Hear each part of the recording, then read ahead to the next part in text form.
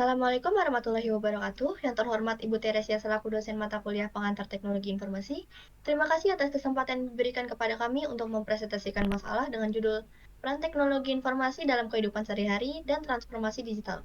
Izinkan kami memperkenalkan diri. Nama saya Syifa Nafisa dengan NIM 2410511088. Nama saya Dara Dwi Hidayat dengan NIM 2410511084. Nama saya Nakila Shaniwa dengan NIM 2410511099. Dalam presentasi ini, kami akan membahas beberapa poin utama, diantaranya bagaimana peran teknologi informasi mempengaruhi kehidupan sehari-hari kita, dampak positif dan negatif dari penerapan teknologi informasi, transformasi digital serta hubungannya dengan teknologi informasi, dan tantangan yang muncul dalam era digital ini, serta solusi yang dapat diterapkan untuk mengoptimalkan teknologi tersebut. Mari kita mulai pembahasannya. Latar belakang dari makalah kami, teknologi informasi telah menjadi elemen penting dalam kehidupan modern, menawarkan efisiensi, kemudahan, dan aksesibilitas yang mendukung berbagai kegiatan manusia. Teknologi informasi terdiri dari perangkat kelas, perangkat lunak, sistem basis data, dan jaringan yang saling terhubung untuk memproses, menyimpan, dan menyebarkan data dengan manfaatnya yang luas. Dengan manfaat yang luas, teknologi informasi mendukung individu, organisasi, dan pemerintah dalam pengambilan keputusan yang lebih baik. Kemudian, rumusan masalah dari kami. Bagaimana peran teknologi informasi mempermudah berbagai aspek kehidupan? Apa saja dampak positif dan negatif dari penerapan teknologi informasi? Apa itu transformasi digital dan hubungannya dengan teknologi informasi? Bagaimana transformasi digital mempengaruhi kehidupan sehari-hari? Dan tantangan apa saja yang dihadapi dalam penerapan teknologi informasi dan transformasi digital? Tujuan penulisan dari makalah kami, menganalisis peran teknologi informasi dalam berbagai aspek kehidupan, mengidentifikasi dampak positif dan negatif penerapan teknologi informasi, memahami hubungan transformasi digital dan teknologi informasi, menguraikan pengaruh transformasi digital terhadap masyarakat, dan memberikan rekomendasi untuk mengoptimalkan penerapan teknologi informasi. Lanjut ke isi makalah. Pertama, peran teknologi informasi dalam kehidupan sehari-hari. Teknologi informasi telah membawa berbagai kemudahan dan memungkinkan kita untuk membantu dalam menyelesaikan pekerjaan ataupun kegiatan sehari-hari secara cepat dan efisien. Beberapa aspek kehidupan yang mengalami perubahan besar akibat peran teknologi informasi. Pertama, ada komunikasi. Kehadiran dari teknologi informasi menghadirkan komunikasi jarak jauh yang sebelumnya hanya dapat dilakukan melalui surat dan panggilan telepon. Kehadiran platform digital seperti Facebook, Instagram, Twitter, dan WhatsApp memberikan kesempatan bagi kita untuk berbagi informasi dan terhubung dengan teman, kerabat, ataupun kolega kerja tanpa adanya batasan waktu dan lokasi. Kehadiran email juga menjadi media penting dalam komunikasi profesional dan memungkinkan pengiriman pesan formal dan dokumen secara cepat dengan adanya fitur enkripsi pada layanan komunikasi tersebut. Yang kedua, pada aspek pendidikan, kehadiran metode pembelajaran e-learning dan platform daring, penerapan teknologi yang ditingkatkan dalam inovasi lembaga pendidikan saat ini masih menghadapi beberapa tantangan utama.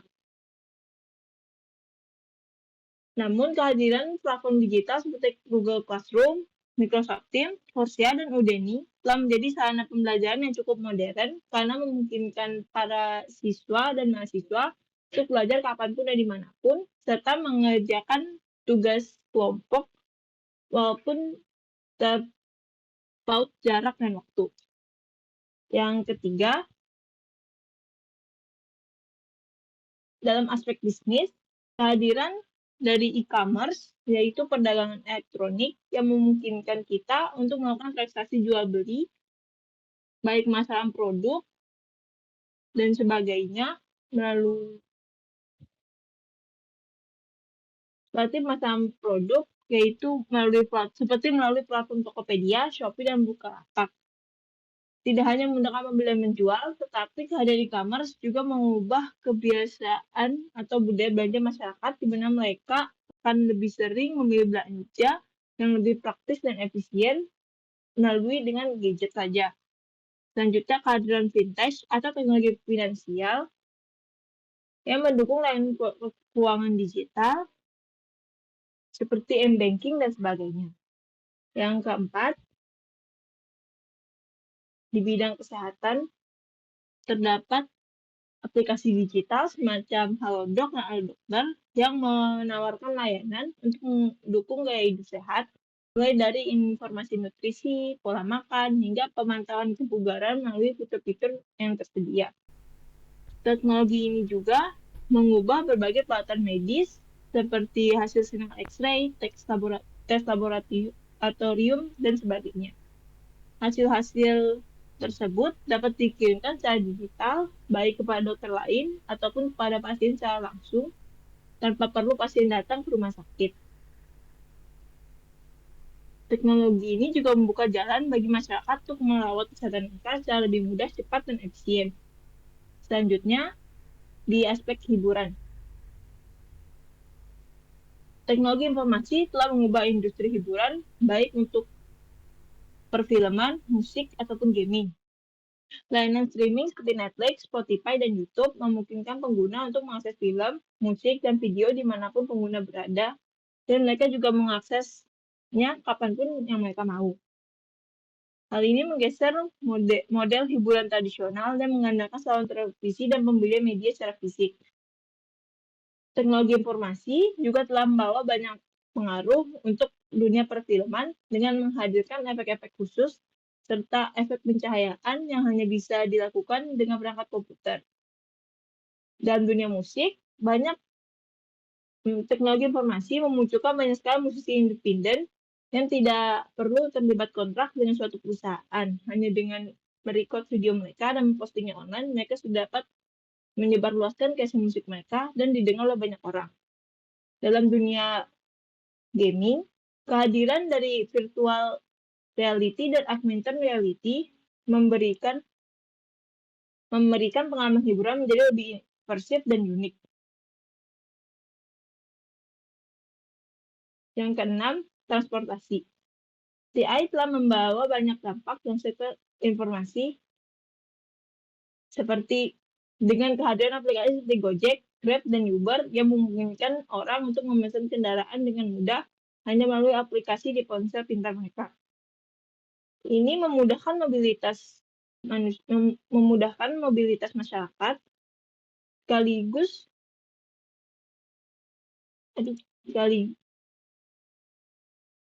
memudahkan mobilitas masyarakat karena hanya tidak perlu untuk menunggu kehadiran dari transportasi, tinggal memesannya secara online dari gadget mereka. Selain itu, teknologi kendaraan otonom atau self-driving car yang semakin berkembang dan membawa potensi untuk masa depan transportasi manusia yang dapat meningkatkan keselamatan, mengurangi kemacetan, dan mengoptimalkan perjalanan masyarakat. Selanjutnya adalah dampak dari teknologi informasi terhadap masyarakat. Teknologi informasi membawa berbagai dampak positif dan negatif bagi masyarakat. Di satu sisi, mereka menawarkan manfaat seperti meningkatkan kualitas hidup dan efisiensi pekerjaan. Teknologi informasi juga memudahkan akses terhadap informasi global. Dengan adanya internet, masyarakat jadi dapat mengakses berita, pengetahuan, dan sumber pendidikan dari seluruh kota hingga negara yang berbeda dengan lebih mudah. Teknologi informasi juga meningkatkan produktivitas dalam bisnis melalui digitalisasi proses dan otomasi pekerjaan. Di samping semua dampak positif yang ditawarkannya, teknologi informasi juga menimbulkan beberapa dampak negatif yang perlu diwaspadai. Pertama adalah kehilangan privasi dan keamanan data. Kemajuan dari teknologi informasi membuat data pribadi kita jadi rentan terhadap pencurian dan penyalahgunaan. Serangan cyber seperti peretasan, pencurian data, dan penipuan online jadi semakin sering terjadi. Keamanan informasi pribadi hingga organisasi, bahkan perusahaan besar menghadapi bahaya kebocoran data yang dapat memungkinkan terjadinya kerugian finansial dan kerugian reputasi bagi individu maupun organisasi. Yang kedua, kecanduan teknologi dan penurunan interaksi sosial. Penggunaan sosial media dan game online yang berlebihan dapat menyebabkan kecanduan, terutama di kalangan remaja dan anak-anak. Kecanduan ini seringkali berdampak buruk bagi kesehatan mental mereka, seperti menyebabkan stres, depresi, dan kecemasan.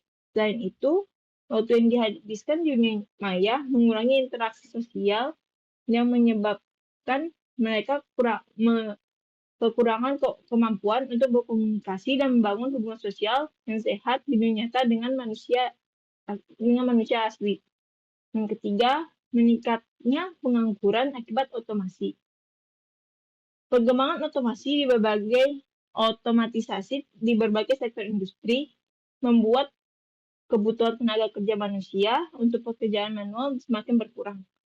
Teknologi seperti robot dan sistem otomatis yang menggantikan tugas-tugas yang dilakukan oleh manusia, terutama di bidang manufaktur dan layanan.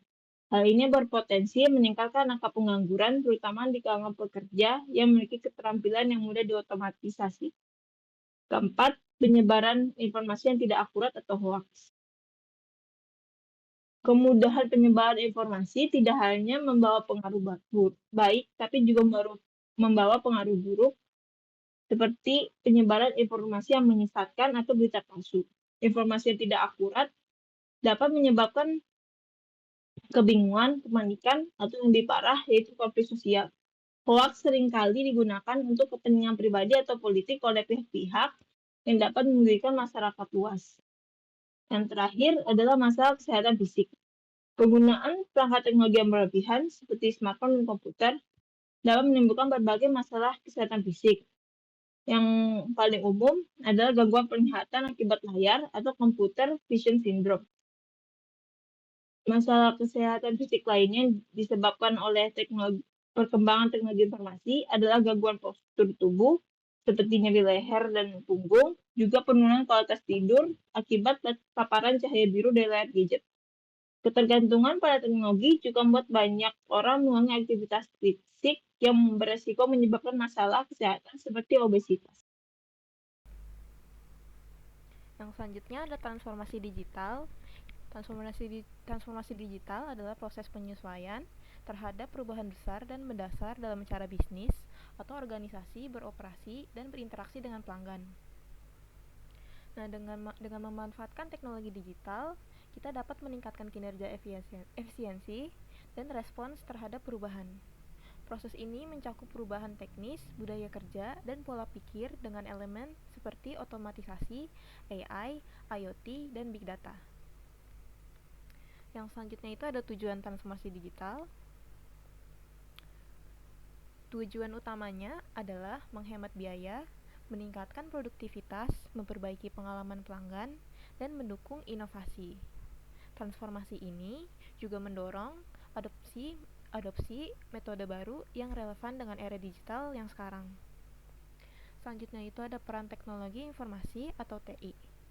TI ini berguna untuk mempunyai peran yang besar, yaitu mempercepat proses digitalisasi dengan meningkatkan efisiensi, analisis data, dan layanan personal.